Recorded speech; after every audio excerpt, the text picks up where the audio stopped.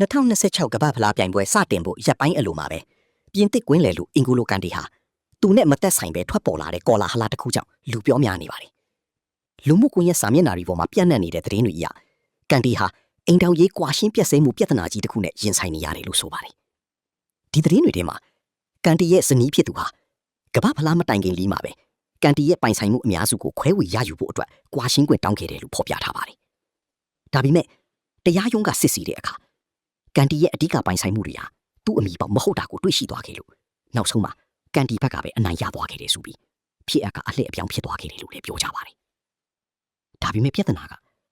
ဒီပြောဆိုချက်တွေအတွက်ခိုင်မာတဲ့သက်သေအထောက်အထားလုံးဝမရှိတာပါပဲပြင်သစ်သတင်းဌာနကြီးတွေမီဒီယာတွေနဲ့အားကစားသတင်းစာတွေမှာဒီအခြေအနေနဲ့ပတ်သက်ပြီးဘာမှဖော်ပြထားခြင်းမရှိပါဘူးထုံးစံအတိုင်း